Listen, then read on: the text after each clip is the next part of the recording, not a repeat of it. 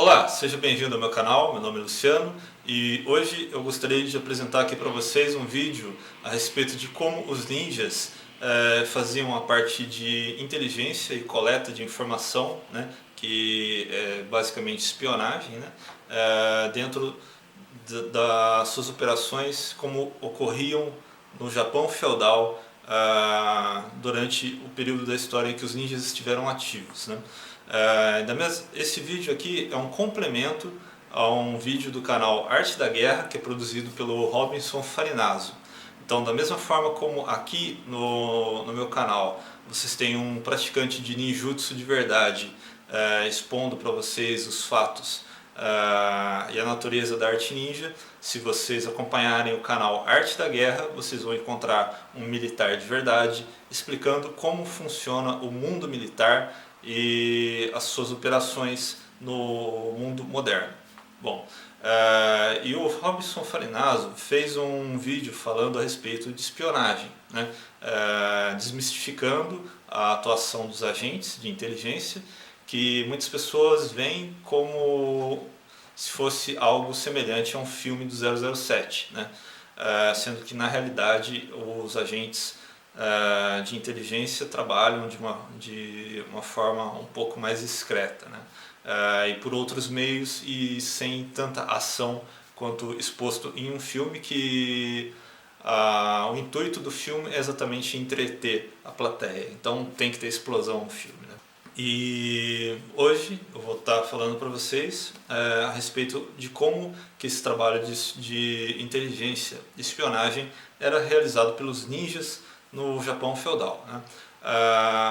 Existem tratados muito antigos que já eram conhecidos no Japão a respeito de espionagem, que são relatados, por exemplo, no livro Arte da Guerra, do Sun Tzu, que eu já gravei também em audiolivro aqui no meu canal. Se vocês quiserem dar uma olhada, né, ouvirem o capítulo que fala a respeito do uso de espiões da Arte da Guerra, você pode dar uma olhada no vídeo que está nos cards aqui em cima, né? Mas além desses tipos de agentes de inteligência, no Japão existiam também os ninjas, né? Que era uma outra classe de agentes dedicados à inteligência, espionagem e outras atividades, né? É citado no livro Bansen Shukai a diferença entre um ninja e outros tipos de espiões, né? E o exemplo que é empregado no livro Bansen Shukai é que o tipo de espião comum que era encontrado em atividade no Japão no período realizava uma coleta de informação à distância. Então, normalmente ele permanecia em uma certa posição observando as tropas inimigas e o acampamento inimigo a fim de fazer uma estimativa da quantidade de homens e de suprimentos que estivessem entrando ou saindo do acampamento inimigo ou da fortaleza inimiga, para levar esse relatório para o senhor da guerra, fosse um daimyo ou então um general a serviço de algum daimyo ou shogun do Japão. Enquanto que o ninja ele era um agente que tinha uma penetração maior no que diz respeito tanto à parte de ataques e sabotagens e também com relação à coleta de informação, né?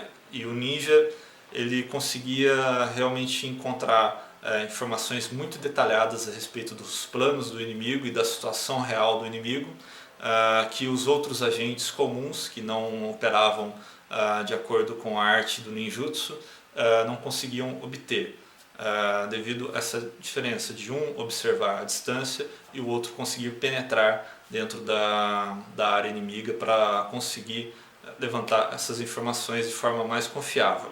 O ninja operava basicamente de três formas para obter essas informações. A primeira se chama in-nin, que é uma infiltração oculta, né? Uma infiltração furtiva.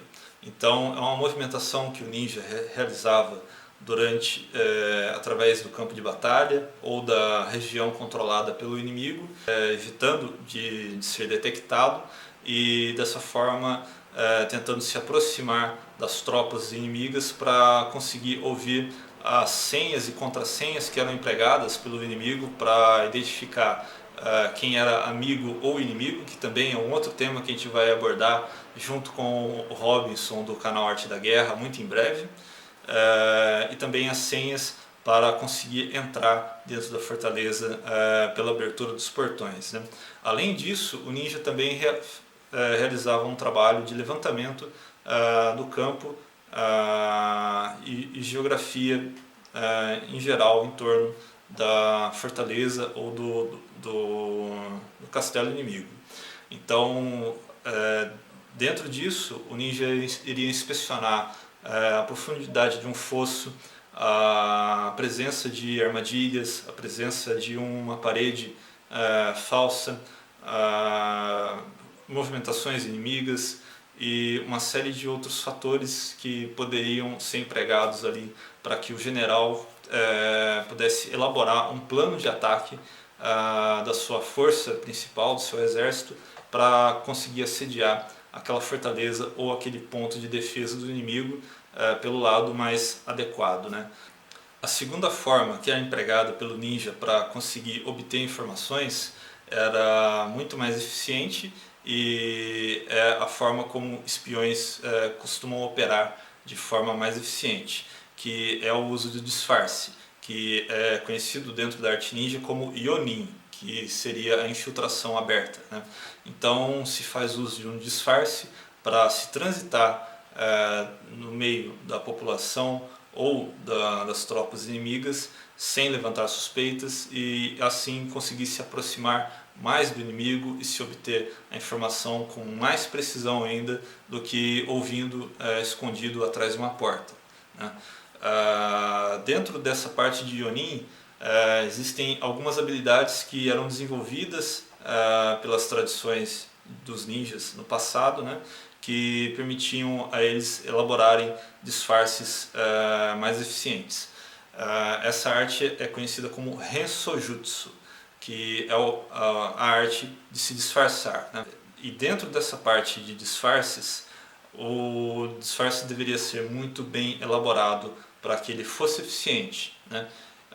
Então, por exemplo, dentro da Bujinkan, que é a escola que eu pratico e ensino, existem as tradições de Togakuri, por exemplo, que era empregada pelo clã Sanada no Japão, e dentro da parte de treinamento dos ninjas que estavam a serviço do clã Sanada e que eram membros da escola de Togakuri, uma parte do treinamento era uma viagem que era realizada por aquele agente através do país, né, das províncias, se familiarizando com a geografia do local, fazendo anotações das estradas, dos atalhos, de onde ficavam os castelos, quem eram os senhores dos castelos e os guardas que estavam a seu serviço, e detalhes a respeito da personalidade desse senhor feudal e dos subalternos que o serviam, de forma a levantar o máximo de informações possível a respeito desses indivíduos para que eles fossem empregados, no caso de uma guerra, como opções de como adentrar dentro da fortaleza inimiga e conseguir realizar uma operação de sabotagem, por exemplo, né? Então o ninja de Togakuri deveria viajar por essas outras províncias, se familiarizar com essas informações e também com a população, né? Então determinadas regiões tinham costumes diferentes com relação à religião, tipo de corte de cabelo, a forma como eles se vestiam e também sotaques, né, e gírias comuns da região, né? E tudo isso são informações que eram levantadas para que o ninja pudesse se passar por uma pessoa daquela região com mais facilidade. E dentro também dessa parte de disfarce, o ninja poderia fazer uso de técnicas bem elaboradas para mudar a sua fisionomia. Então ele poderia por exemplo, se desidratar e se desnutrir para parecer mais magro ou então até mesmo mais velho. E no caso de um agente que, devido ao seu status de samurai, tivesse o topo da cabeça raspada e ele precisasse se passar por uma pessoa de uma outra classe que talvez tivesse cabelo, por exemplo, uma forma de fazer crescer cabelo nessa parte raspada era utilizar uma peruca que normalmente era feita com os pelos da própria barba do agente, né? Ou então de parte dos próprios cabelos desse mesmo agente, de forma que esses pelos ou cabelos formariam uma peruca que não teria nenhuma diferença de tom ou de natureza do fio que denunciasse que aquele cabelo que estava ali era uma peruca e que não casava com a parte do cabelo que estava embaixo ou até mesmo com a barba do agente, né? Então é um exemplo aí de um meio que eles tinham de se disfarçar de forma mais apropriada, né? E os ninjas são famosos por terem uma tradição de fazer uso de 7 disfarces para transitar pelo país, pela região, que é conhecida como Shichirode. Shichirode, traduzido, significa 7 formas de ir, né? Dentre dessas classes de disfarces que eram muito comuns de serem empregadas pelos ninjas, 3 são relacionadas a monge, né? A primeira seria Shuke, que é um monge budista em viagem.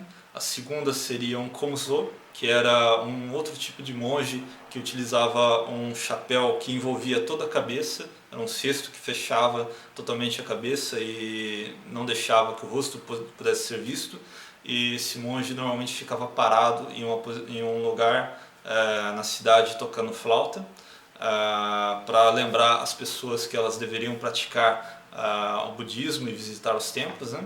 E a terceira seria o Yamabushi, que também é um outro tipo de monge que segue o Shugendo e que tinha como hábito religioso transitar por regiões montanhosas, né? E fazer peregrinações entre templos localizados nessas regiões, normalmente em montanhas de difícil acesso. E esses 3 tipos de disfarces eram empregados porque eles permitiam uma mobilidade do agente, né? Então, por exemplo, no caso do Komuso, que era um monge que ficava parado em uma posição tocando flauta, ele poderia estar numa posição próxima de um castelo, observando a entrada e saída de soldados para fazer o levantamento das forças inimigas, né?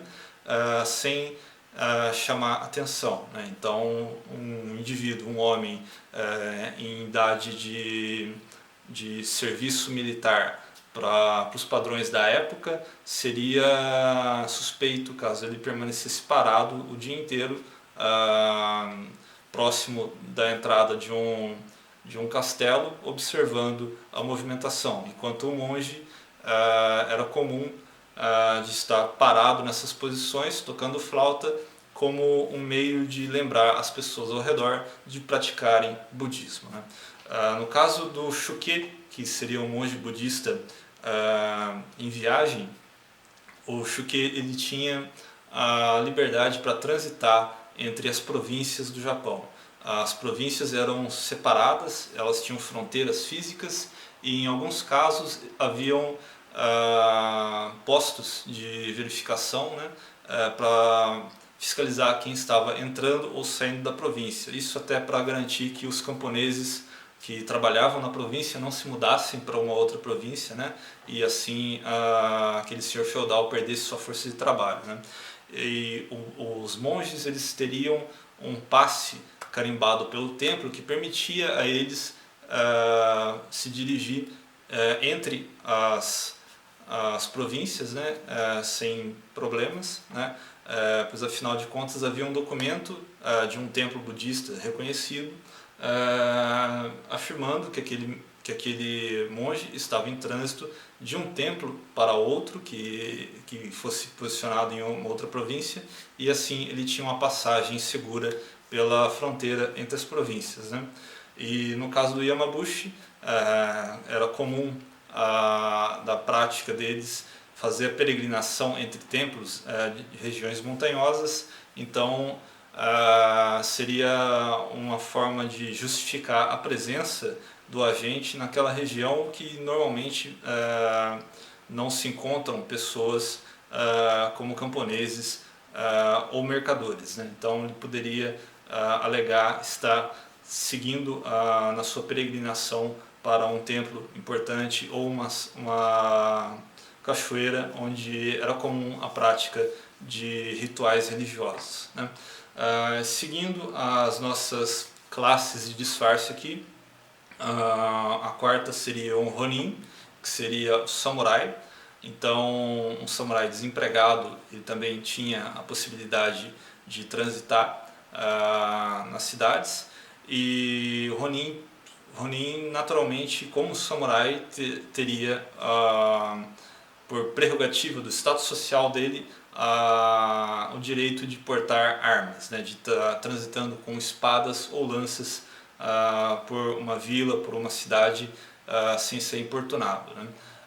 Apenas caso ele fosse parado pelos samurais que estavam em serviço oficial naquela província, poderia ser questionado a sua origem, qual era a província em que ele tinha nascido, a quem ele teria servido no passado, qual era a família dele.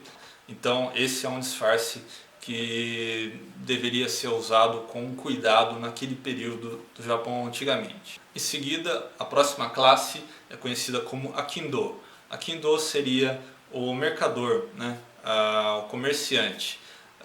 Durante as campanhas militares, os samurais tinham que juntar uma força de soldados em uma fortaleza, em um castelo, né, para que se formasse um exército para a campanha militar. E naturalmente essa força militar precisaria de vários insumos, como armamentos, armaduras e suprimentos, como alimentos e toda sorte de materiais para conduzir essa campanha militar.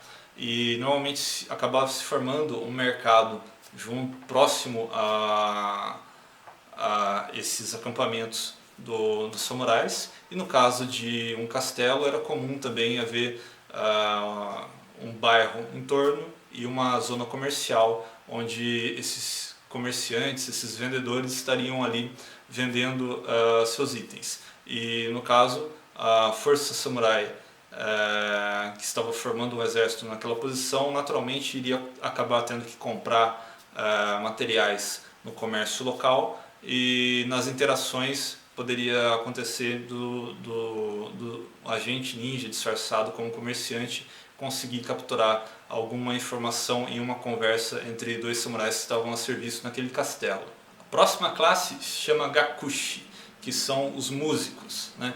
Que é uma classe que estava ligada ao entretenimento, e normalmente as pessoas que tinham o dinheiro para contratar um músico durante um período de campanha militar eram pessoas ricas e muito provavelmente próximas da nobreza e samurais com um poder aquisitivo maior, né? Então, se disfarçando como músico, o ninja teria a possibilidade de ser contratado por um desses samurais de alta patente que tivesse dinheiro para gastar com entretenimento, né? E está dessa forma entrando mais profundamente dentro de um castelo ou de uma residência de um samurai da força inimiga para realizar suas atividades, né? E também fazer coletas de informações, verificar quem estava na casa e assim obter mais informações sobre as interações do inimigo. E a última classe seria o Sarugaku. O Sarugaku era um artista também de entretenimento, que normalmente era um ator que realizava peças de entretenimento realmente relacionadas a teatro, dança e diversas outras formas de entretenimento. Seria quase como um bobo da corte do período, né? Então também era um outro tipo de artista que normalmente só poderia ser contratado durante aquele período de conflito militar por pessoas que tivessem um poder aquisitivo maior, e normalmente eram pessoas ligadas à nobreza e samurais com muito dinheiro.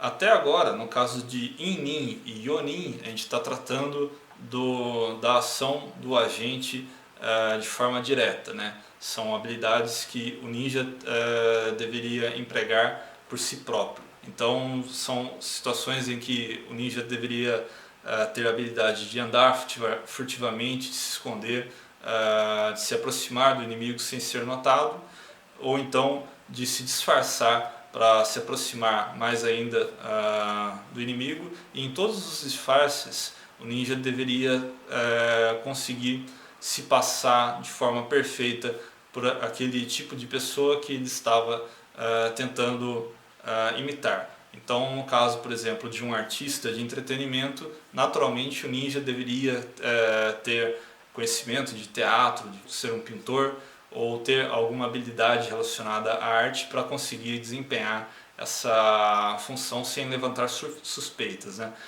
No caso dos disfarces relacionados a monges, né? O agente deveria estar familiarizado com as práticas religiosas e os ritos, né? Também para não destoar do seu disfarce. No caso de músicos também, naturalmente, o ninja deveria ter um instrumento e saber tocá-lo de forma eficiente. Ele deveria ser um músico habilidoso para conseguir fazer uso desse disfarce. E no caso do Konso, que seria o monge que fica tocando flauta, ele deveria ter a capacidade de tocar essa flauta de forma correta, segundo o costume budista, para também ter um disfarce eficiente.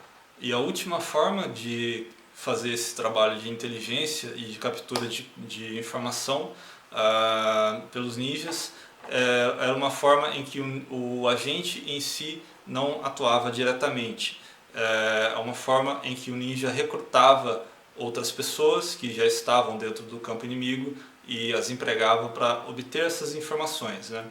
Eu posso citar aqui, por exemplo, Minomuso no Jutsu, que é citado no Bansen Shukai como a arte de um verme no estômago, que normalmente o ninja recrutava uma pessoa que estava a serviço do senhor inimigo, e existiam alguns tipos e perfis de pessoas que o ninja procurava entre os vassalos daquele senhor, e haviam técnicas para abordar essa pessoa e conseguir recrutá-la como agente para a captação de informações. E essa era uma forma muito mais eficiente, elaborada, mais complexa também, de se conseguir informações muito mais precisas a respeito de acordos e planos do inimigo de forma detalhada, e também se levantar informações de quais poderiam ser as melhores rotas de infiltração para uma missão do ninja de ataque, onde ele deveria penetrar dentro da fortaleza ou do castelo inimigo para atacá-lo de dentro, enquanto a força do exército convencional estaria atacando pelo lado de fora. E essas são algumas das formas que os ninjas empregavam para realizar a espionagem durante o período do Japão feudal, para a obtenção de informações a respeito do inimigo, de quais eram seus planos e dos melhores meios de atacar uma fortaleza do inimigo. Eu espero que vocês tenham gostado desse vídeo, e se você não é inscrito no meu canal, por favor, se inscreva e compartilhe esse vídeo com seus amigos. E não se esqueça também de visitar o nosso canal parceiro, o canal Arte da Guerra, do Robson Farinaso. E se inscreva lá também, pois afinal de contas é o melhor canal do YouTube brasileiro a respeito de temas militares. Bom, muito obrigado por ter assistido esse vídeo e até mais.